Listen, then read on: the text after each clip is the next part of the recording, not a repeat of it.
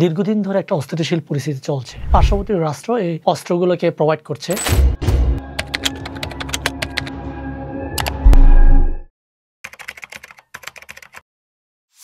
আমাদের এই পার্বত্য চট্টগ্রাম কিন্তু আসলে দীর্ঘদিন ধরে একটা অস্থিতিশীল পরিস্থিতি চলছে। যে সমস্ত আপনার সশস্ত্র সংগঠনগুলো আছে, এই সশস্ত্র সংগঠনগুলো তাদের সশস্ত্র কার্যক্রম অব্যাহত রাখার জন্য অস্ত্র দরকার। এই অস্ত্রগুলো কোথা থেকে আসছে আপনারা যদি খুঁজে দেখেন তাহলে আমাদের পার্শ্ববর্তী রাষ্ট্র এই অস্ত্রগুলোকে প্রোভাইড করছে এবং এই পার্শ্ববর্তী রাষ্ট্রগুলোকে আবার পশ্চিমা অনেকগুলো রাষ্ট্র এগুলোকে প্রোভাইড করছে। এরই মাঝে আপনারা দেখবেন যে আমাদের এই পার্বত্য চট্টগ্রামে যে সকল সশস্ত্র সংগঠন আছে এদের ঘাঁটিগুলো কোথায়, এদের ঘাঁটিগুলো দেখবেন যে তাদের মিজোরাম কিংবা আসাম কিংবা যে নাগাল্যান্ডে, আমাদের অরুণাচলে তাদের অবস্থানগুলো।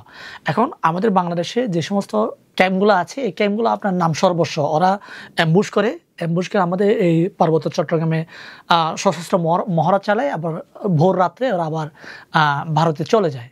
তো এরকম করে কিন্তু তাদের এই অবস্থানগুলো জারি রেখেছে। তাই আমি মনে করি যে আমাদের পার্বত্য চট্টগ্রামকে অস্থিতিশীল রাখার জন্য এই সশস্ত্র সংগঠনগুলো প্রচুর পরিমাণে অস্ত্র মজুত করছে। এবং আমি আপনাদেরকে একটা তথ্য দিই যে ইদানিং এই 5 আগস্টের পরে আপনার সন্তু লারমা আমাদের চট্টগ্রামে কিংবা ঢাকায় যে সমস্ত বেকার যুবকরা গার্মেন্টসমুখী হচ্ছে, তারা কিন্তু একটা সংসার থেকে, একটা পরিবার থেকে দীর্ঘদিন 6 মাস 1 বছর তাদের দূরত্ব থাকে, যোগাযোগ বিচ্ছিন্ন থাকে।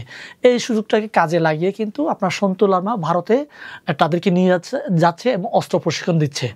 এখন যারা চলে যাচ্ছে তারা কিন্তু না জেনে যাচ্ছে, তাদেরকে বলা হচ্ছে না জাতির অস্তিত্ব রক্ষা করার জন্য, জাতির স্বার্থে তাদেরকে অস্ত্র ধরার জন্য তাদেরকে প্রলুব্ধ করছে।